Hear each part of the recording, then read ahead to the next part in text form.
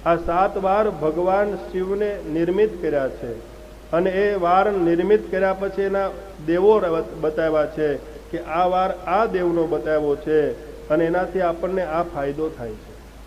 સૂતજી કહે છે પ્રથમ વાર જે છે તે શિવનો વાર છે. ભગવાન શિવનો પ્રથમ વાર રાખ્યો છે અને એના દેવ છે સૂર્યદેવ છે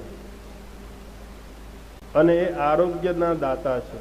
બીજો વાર શક્તિ સંબંધી વાર બતાવ્યો છે અને એના સ્વામી છે સોમ. ત્રીજો વાર કુમાર સંબંધી ત્રીજો વાર બતાવ્યો છે, એના દેવ છે મંગળ. ચોથો વિષ્ણુનો વાર છે, એના સ્વામી છે બુધ. પાંચમો બ્રહ્માજીનો વાર છે, એના સ્વામી છે બૃહસ્પતિ. છઠ્ઠો ઇન્દ્રનો વાર છે, એના સ્વામી છે શુક્રદેવ. અને સાતમો યમના સ્વામી છે, એના દેવ છે શનિશ્વર.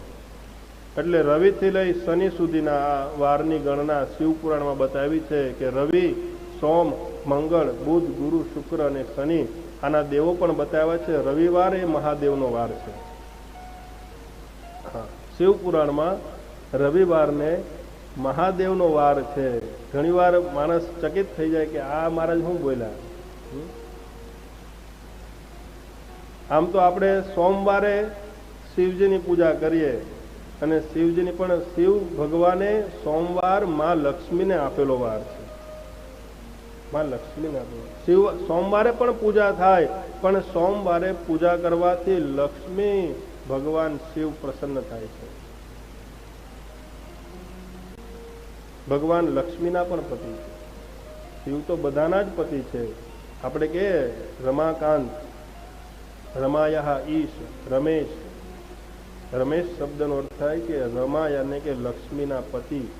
અને રમેશ્વર પણ કહીએ તો એ લક્ષ્મીના પતિ છે. રામેશ્વર કહીએ તો રામના પતિ થઈ જાય. અહીંયા બતાવ્યું છે કે સોમવારે શિવની આગળના અધ્યાયમાં આવશે કે રવિવારે શું ચડાવવું શિવજી ઉપર.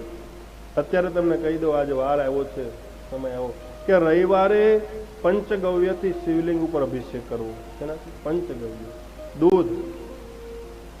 દૂધમાંથી બનેલું, ગાયનું દૂધ, એમાંથી બનેલું દહીં, એમાંથી બનેલું ઘી, આ 3 થયું. અને 2 છે તે ગૌમૂત્ર અને ગાયનું શાણ, આ મિક્સ કરી એને પંચગવ્ય કહેવાય. અને એ પંચગવ્ય શંકર ભગવાન ઉપર રવિવારે ચડાવવાથી ભગવાન શિવ પ્રસન્ન થાય છે.